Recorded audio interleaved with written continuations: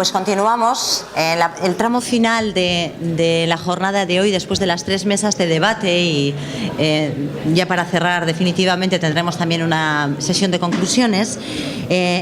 Tal y como está anunciado en el programa, es una ponencia nuevamente para devolver la mirada a un ámbito de las desigualdades sobre el que ya hemos pasado, pero hacerlo desde el punto de vista más académico, tal vez, y también, lógicamente, de tu experiencia. El liderazgo femenino como palanca de transformación, un modelo frente a la desigualdad, es el título que nos propone nuestra invitada, que es Mariola Urrea, profesora de Derecho Internacional Público en la Universidad de La Rioja, autora de un montón de monografías, incontables artículos de revistas internacionales, en la mayoría sobre cuestiones relacionadas con el derecho internacional y más específicamente derecho internacional y Unión Europea. Bueno, podría extenderme muchísimo con su currículum, pero como andamos un poco ajustaditas de tiempo, yo creo que lo mejor es que disfrutemos de la ponencia. Por supuesto, antes que nada, el agradecimiento por acompañarnos. Mariola.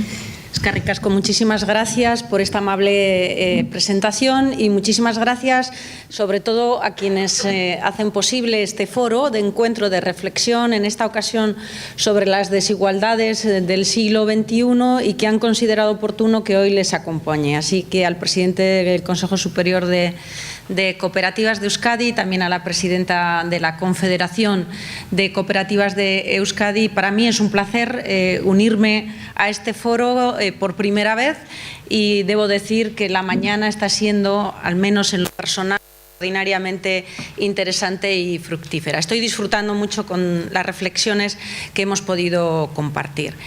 Les proponía, con este quizá título algo pretencioso, algo excesivo, que a lo largo de los próximos minutos dedicáramos un poco de atención a ver cómo afrontan las desigualdades, o cómo afrontan, si lo prefieren, un mundo en cambio, un mundo en transformación, las organizaciones, y cómo lo hacen desde lo que entiendo que es una palanca óptima para la transformación, para acelerar ese cambio en el que todos nosotros debemos estar inmersos, y especialmente las distintas organizaciones. Con el concepto organización me refiero tanto a las instituciones públicas como a cualquier otra entidad de derecho privado, tenga esta una vocación, una naturaleza cooperativa, o tenga una naturaleza de carácter más mercantil, por resultarnos fácil la comunicación.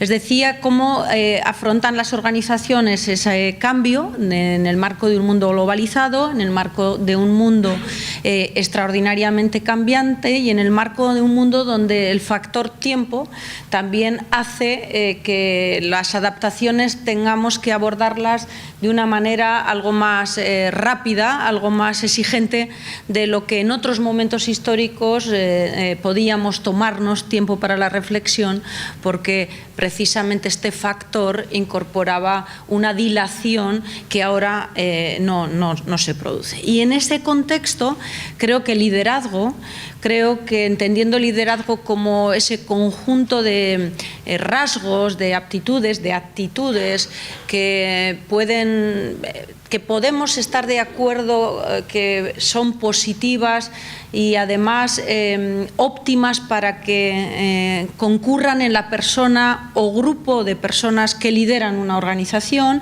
que asumen responsabilidades de gobierno, de dirección, de gestión en una organización, entendiendo también el liderazgo como el conjunto de procedimientos de toma de decisiones, y por supuesto entendiendo también el liderazgo como ese elemento que suma valor añadido en la cultura de una organización, en la cultura corporativa, porque fideliza a quienes forman parte de esa organización y también contribuye en cierta medida a la reputación institucional.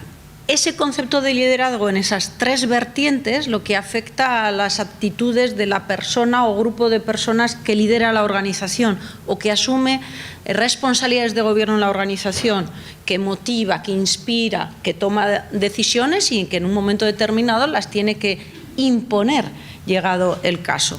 El liderazgo entendido también como el conjunto de procedimientos de toma de decisiones de esa organización, y el liderazgo entendiendo también como esa capacidad que tenemos para, dentro de una organización, generar una fidelización a la cultura corporativa, a la propia organización, porque proyecta un elemento positivo sobre la reputación institucional, entendiendo esta como no solo la calidad real, que también sin calidad real no hay reputación institucional, pero sobre todo y especialmente como la calidad percibida respecto de nuestra organización, creo que este concepto de liderazgo es una palanca de transformación y puede servir como un modelo de cambio para nuestras organizaciones y, en definitiva, creo que es una variable, que es un elemento que debemos considerar y, por lo tanto, les propongo que analicemos y que reflexionemos conjuntamente para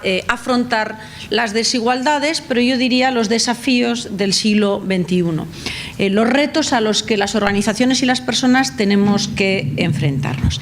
La mirada desde la que les planteo este conjunto de reflexiones es la mirada de alguien que tiene una formación determinada desde el mundo del derecho. Yo soy profesora de Derecho Internacional Público y Unión Europea, es decir, he consumido parte de mis mejores tiempos en lo que es la formación y la capacitación en ese área de conocimiento.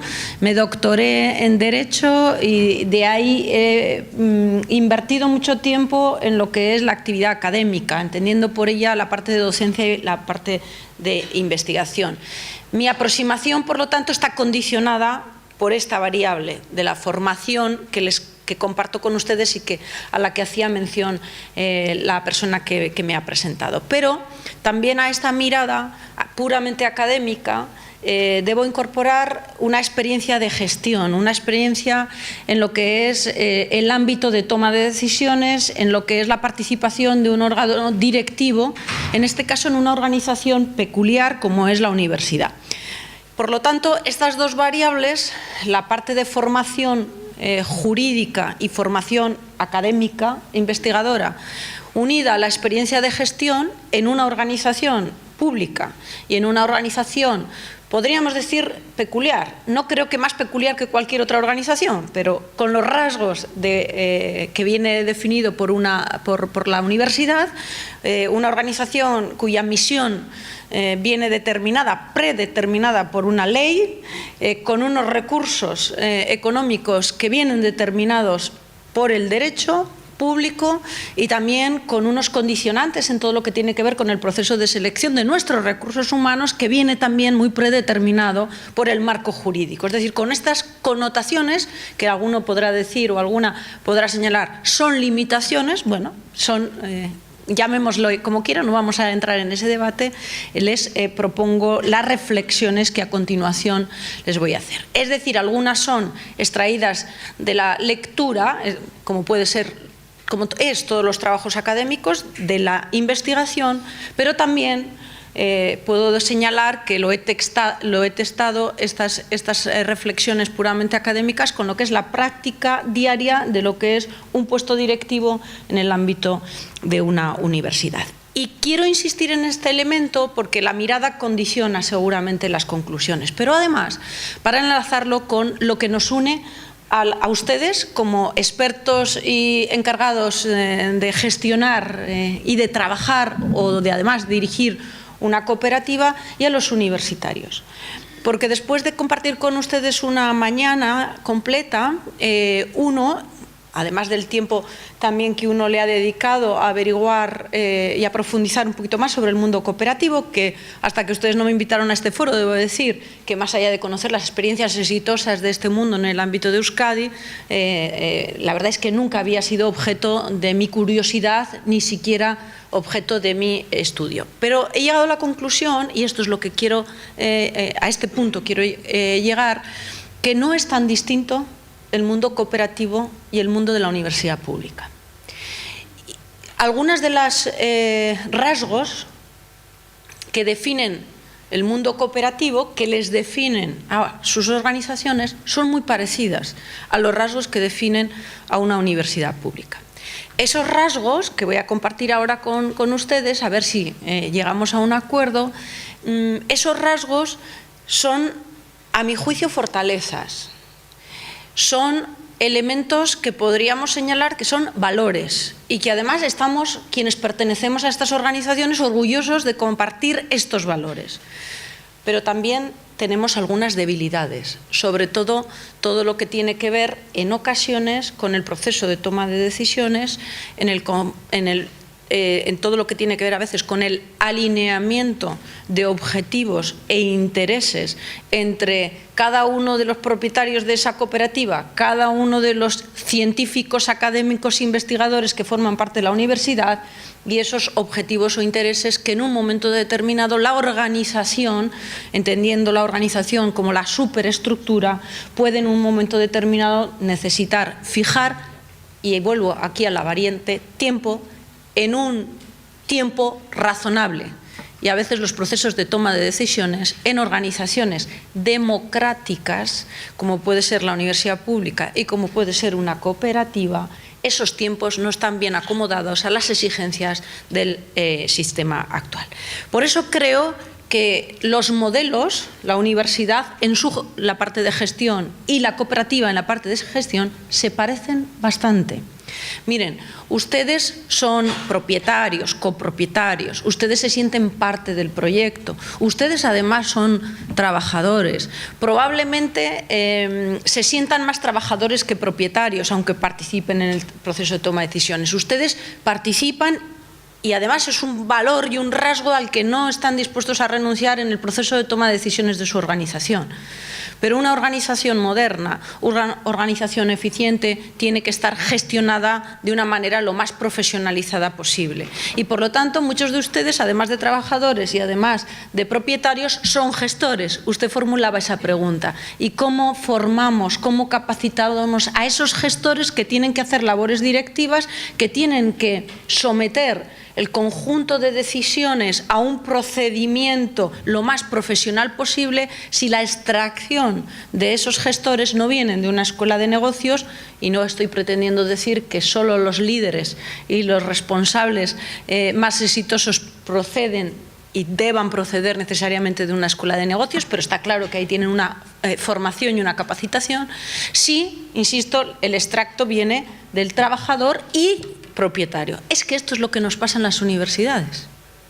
En las universidades formamos el colectivo de miembros de una comunidad universitaria, está compuesto por tres grandes bloques. De una parte, la razón de ser de la universidad, que son sus estudiantes. Permíteme que hoy de los estudiantes no hablemos. Ya los hemos vivido, ya los hemos escuchado, hoy no hablamos porque no es el tema, pero son la razón de ser. Segundo colectivo es el personal de administración y servicios, el que hace posible que todos los días esa organización encienda las luces, funcione, las aulas, el servicio de investigación, el de informática, funcione.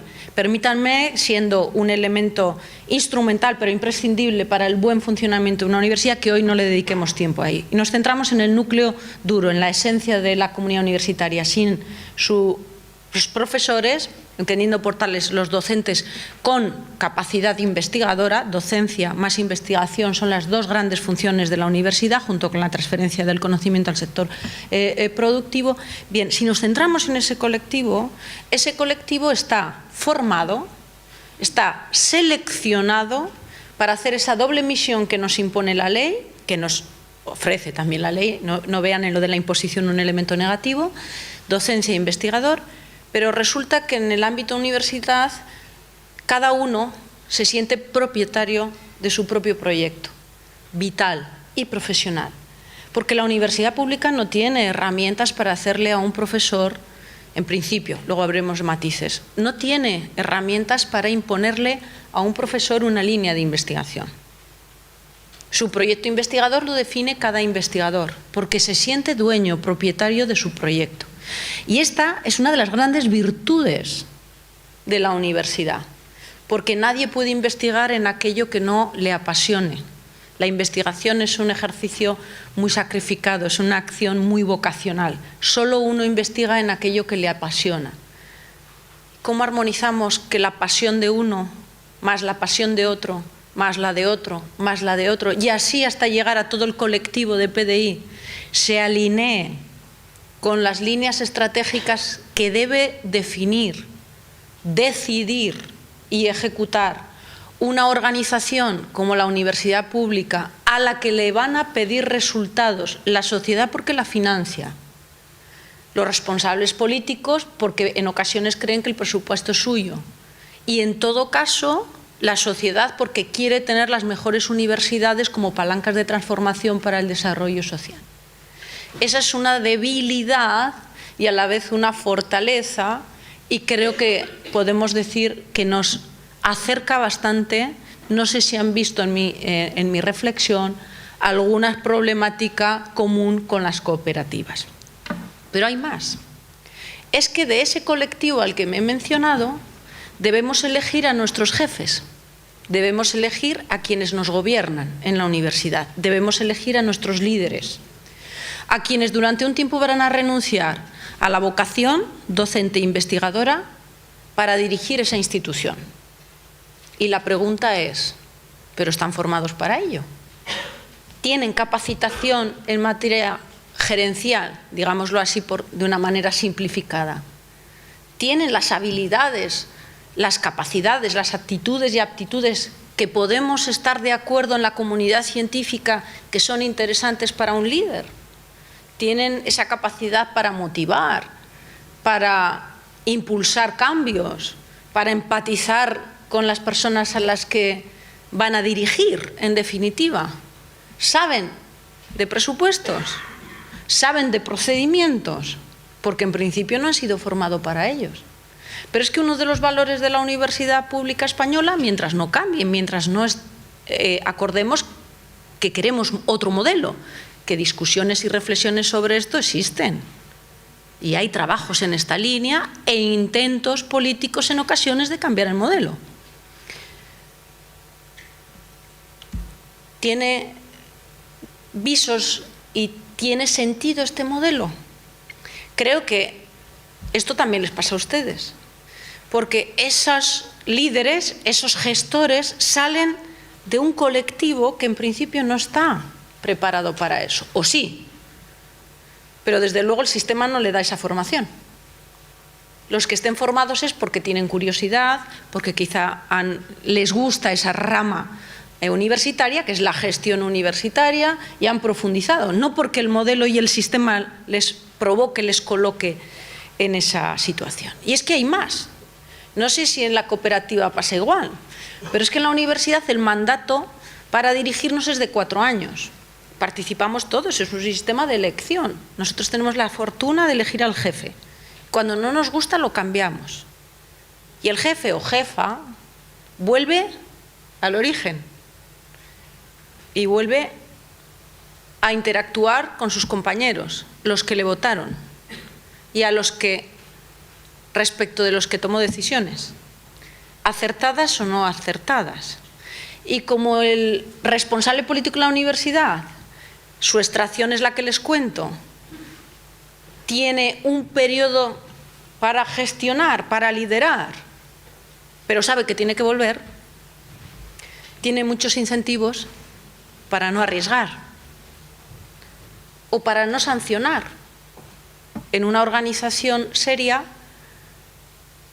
el foco hay que ponerlo en las personas, y a las personas hay que motivarlas, hay que incentivarlas, pero a veces el incentivo no solo es positivo, también hay que sancionarlas. Si no hay una acomodación de los objetivos ni una acomodación de los resultados o de los comportamientos. ¿Qué incentivo tiene un jefe para la sanción si está sancionando a uno de los tuyos, que además vas a volver dentro de un periodo de tiempo al mismo lugar de origen? Bueno, caricaturizo un poquito, hago extremo un poco la reflexión, pero hay mucho de esto. Y creo que nos aproximamos bastante el modelo de gestión de la cooperativa al modelo de gestión de la universidad pública. Y hay un elemento más. Yo creo que ustedes están muy orgullosos de su modelo corporativo.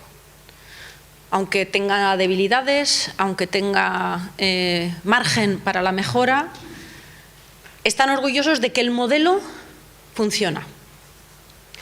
Lo decía antes también alguien que me ha precedido en el uso de la palabra, están muy orgullosos porque provoca, lo decía usted, porque provoca un efecto sobre la cohesión social. Una de las grandes fortalezas del modelo es que cohesiona. Es que allá donde se implementa, las sociedades son menos desiguales, entendiendo por desigualdad la diferencia entre el que más tiene y el que menos tiene. Algo de esto le pasa al modelo universitario. El modelo universitario español, con todas las deficiencias, me estoy refiriendo ahora al modelo público, es solo parcialmente exportable a algunos ejemplos de universidades privadas, solo, y además con nombres y apellidos, algunas universidades privadas, no el resto, pero ese modelo también los universitarios nos sentimos orgullosos, porque aunque tenga muchas deficiencias, aunque yo sé que la sociedad cada día nos pide más, y hacen ustedes bien en pedirnos cada día más, y necesitamos adaptación porque la sociedad ya es distinta, el mundo es distinto al que hemos conocido, pero el modelo es bueno, entre otras cosas, porque quizá no nos coloque en los rankings internacionales en las primeras posiciones del mundo, pero es un sistema bastante homogéneo en relación con la calidad que aporta. No estoy refiriendo a homogéneo en cuanto al resultado de cada una de las partes que componen ese sistema universitario, sobre eso podemos hablar si quieren. En cuanto a la calidad que provoca, calidad en la formación de los estudiantes y en su grado de empleabilidad, calidad en lo que es los impactos de la investigación que se produce, calidad en lo que tiene que ver con el acompañamiento en el desarrollo de las regiones en las que ese sistema se implementa, etcétera, etcétera. Pero sobre todo nos sentimos muy orgullosos porque es un modelo, el universitario, que ha cohesionado a la sociedad española. Es decir, que ha hecho que se acorten las diferencias entre aquellos que, dependiendo de su origen o nacimiento, tenían acceso o no a la educación universitaria. Y ese es un valor. La sociedad tiene que decidir qué importancia le da a ese valor. Quizá hoy le da menos, no lo sé. Y en función de lo que le damos, luego tenemos margen para pedirle transformaciones y cambios. Esos son los elementos que quería señalar de partida para que vean que no somos tan distintos.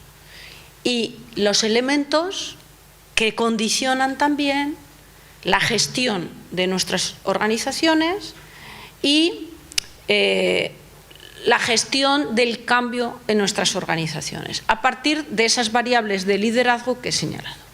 Si estamos de acuerdo en esto, no tenemos por qué estarlo en toda su dimensión, dejamos un espacio para el debate y si quieren compartimos esa circunstancia. Sí que me gustaría que pudiéramos detenernos a continuación en el primer elemento del liderazgo, que es cuáles son los rasgos, cuáles son las aptitudes, actitudes que entendemos, las habilidades que podemos compartir respecto de las personas que en un momento determinado tienen que asumir funciones de gestión o, si quieren, funciones de gobierno. Y hay rasgos que yo diría que las atribuimos directamente a la persona y hay otros elementos que las vincularía más con la forma en que estas personas se relacionan con el conjunto de equipos a los que tienen que dirigir. Aunque una y otra obviamente están vinculadas.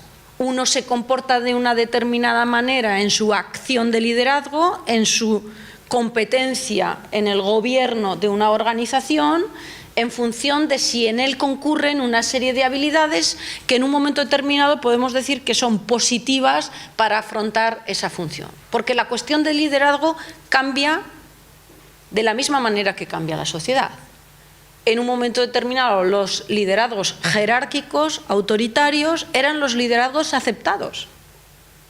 Hoy en día ninguna organización exitosa parte de una concepción de un liderazgo autoritario y tampoco jerarquizado. Lo que no quiere decir que la cadena de mando o el procedimiento de toma de decisiones en una organización no deba estar claro. Y lo que no quiere decir que en un determinado momento una decisión deba imponerse. Bien, vamos con esos rasgos. Seguro que los compartimos. Vamos a ir muy rápido porque no les voy a sorprender con ningún titular. Cuando hablamos de liderazgo, cuando nos referimos a las personas capaces, óptimas, para transformar las organizaciones en un mundo en cambio, para generar esa cultura de valor añadido, para generar esas organizaciones amables y por las que podamos sentir orgullo, esas personas son creativas. Creo que no descubro nada, ¿no? Se suele decir, desde el punto de vista más académico, quienes han estudiado esta dimensión suelen decir esas personas que tienen pensamiento lateral, pensamiento divergente.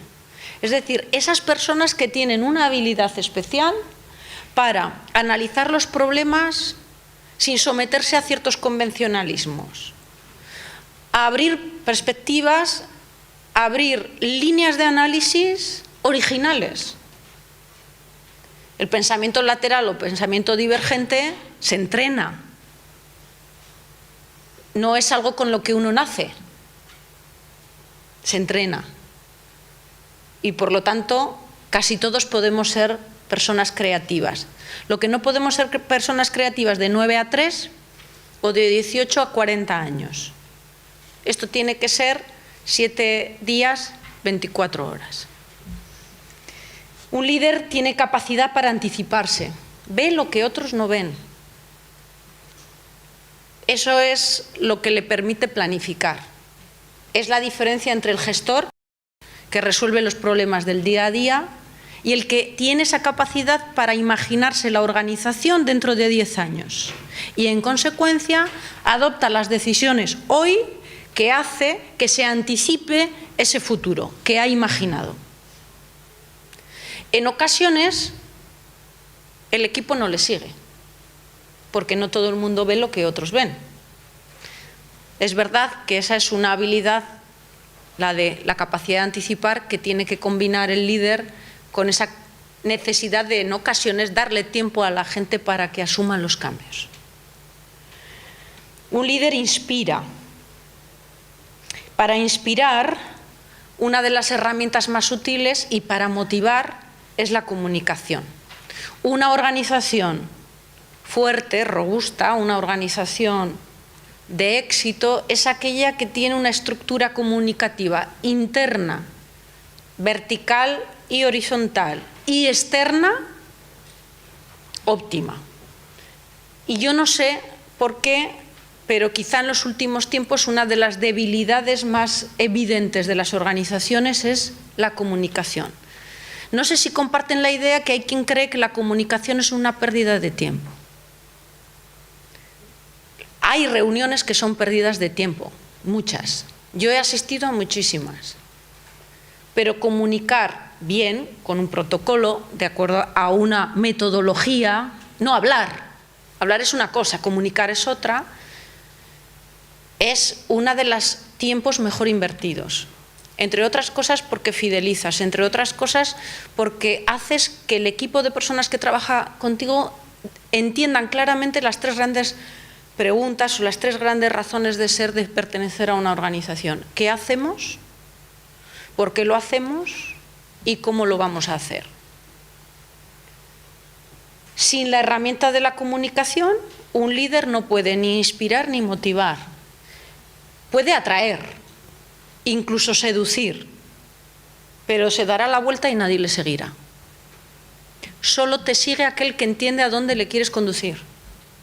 Y para entender dónde le quieres conducir a alguien se lo tienes que explicar. Y le tienes que decir que tú anticipas porque crees que si hacemos esto, esto y esto, esa organización será así. Y se la tienes que describir. Y la comunicación no solo es interna, con el conjunto de personas que es imprescindible contar con ellas para colocar a la organización de esa manera. Es que tienes que comunicárselo a tus clientes. Es que tienes que comunicárselo a tus stakeholders. Podemos entrar en esta. Uno de los puntos críticos en toda organización es cuando hay que gestionar una crisis, y la comunicación, si está sólidamente implantada, funcionará. Si no, será un desastre. Y ejemplos de gestión de crisis, comunicativamente hablando, hay muchísimos, analizados académicamente, obviamente a partir de la realidad. Volkswagen ha tenido que hacer frente a una crisis increíble en los últimos tiempos y la estrategia de comunicación la podemos percibir como más positiva, menos positiva, etc. Un líder, por supuesto, tiene capacidad para generar un equipo de trabajo y tiene que tener el talento suficiente para hacer que ese equipo no solo se conforme, madure como equipo de trabajo y sobre todo tenga habilidad y tenga la capacidad, si me permiten la expresión de una manera más coloquial, casi para que funcione al margen del líder. No por mucho tiempo, pero desde luego sí en lo que es la gestión ordinaria de las circunstancias. Para eso, al equipo hay que configurarlo de tal manera que el resultado de esa unión de personas sea un equipo compacto, donde las fortalezas y debilidades de uno y otro resulten casi piezas perfectamente acoplables. Hay que valorarlo al equipo, por tanto, con incentivos positivos en función de los resultados obtenidos. Y llegado el caso, hay que tomar decisiones quizá no tan simpáticas en función de que uno perciba que ese equipo o bien no está configurado, bien no funciona bien o hay un elemento tóxico que merece la pena apartar.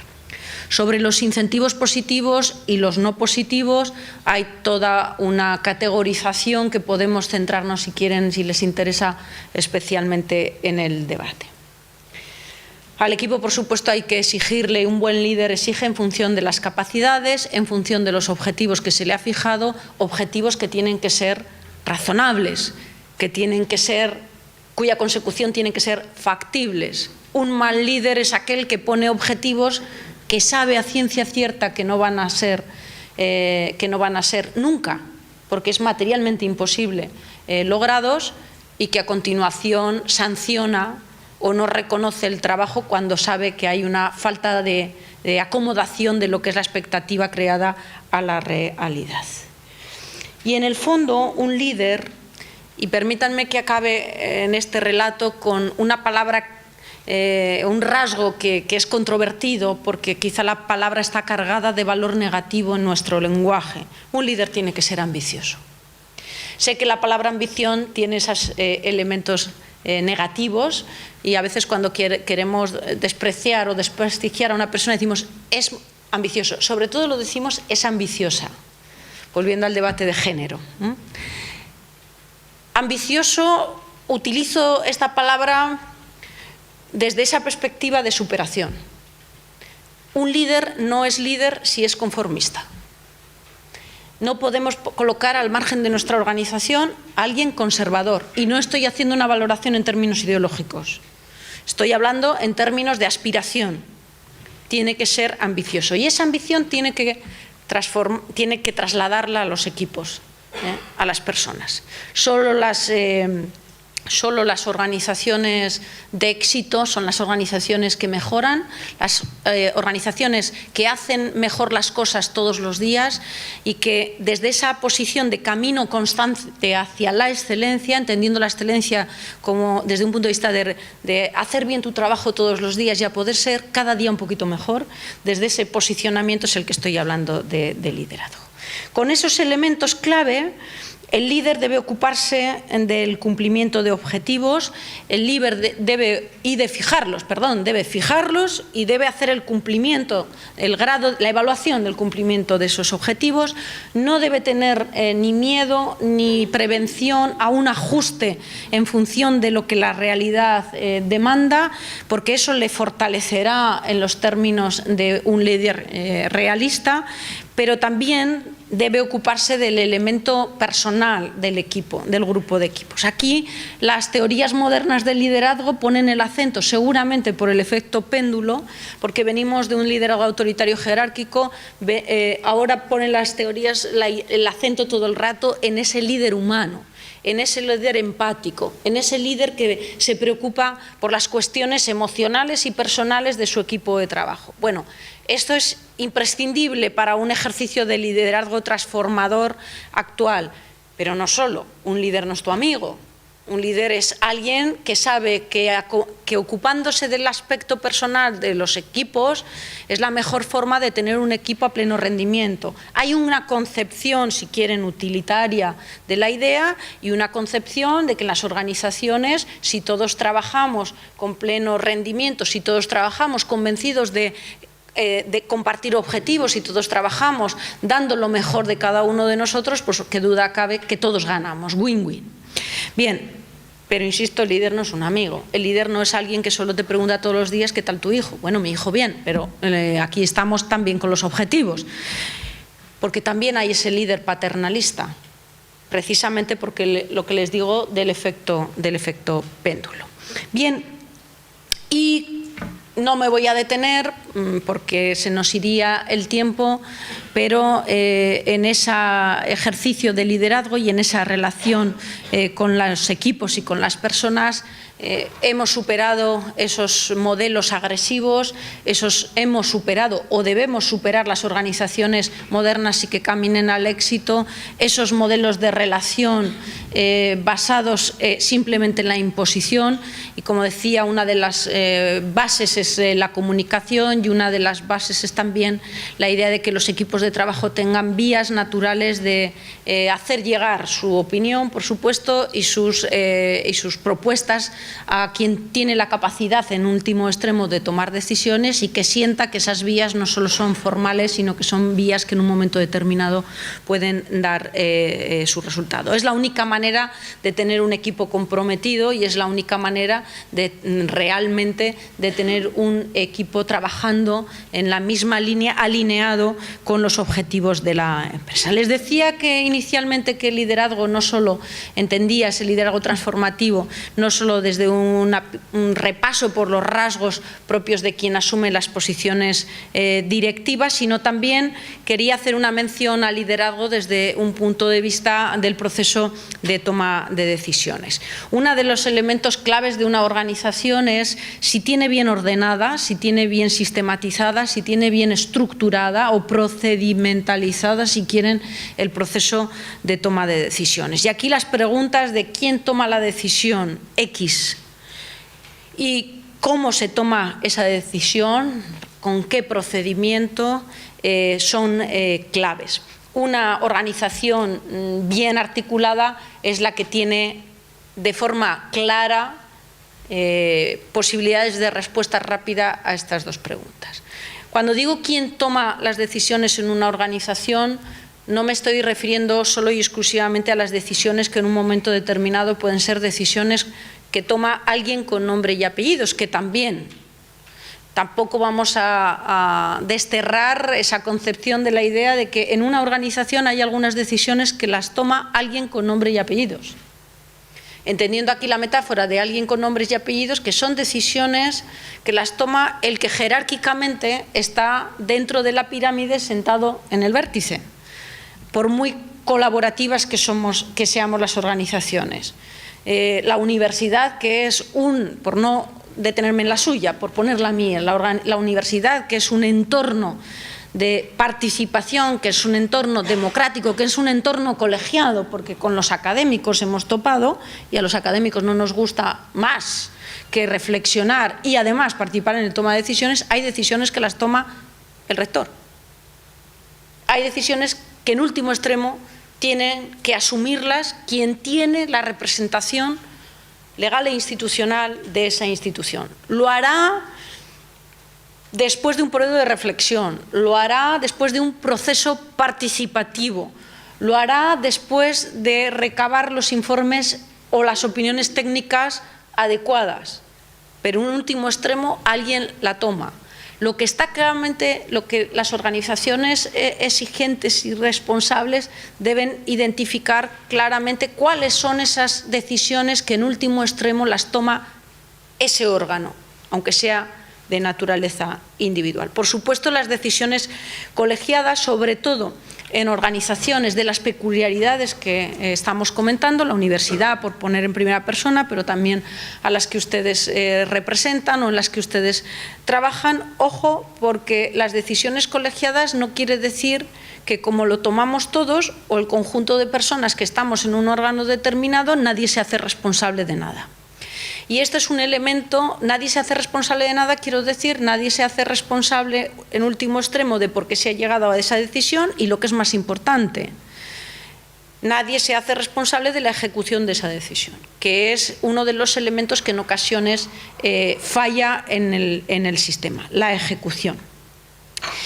Debemos tener en cuenta que el proceso de toma de decisiones está normalmente determinado en los tiempos actuales por una circunstancia que es la variable tiempo que les decía. Hoy en día las organizaciones tienen que estar diseñadas a través del quién toma las decisiones y los procedimientos adecuados para hacerlo, para tomar decisiones lo más rápido posible.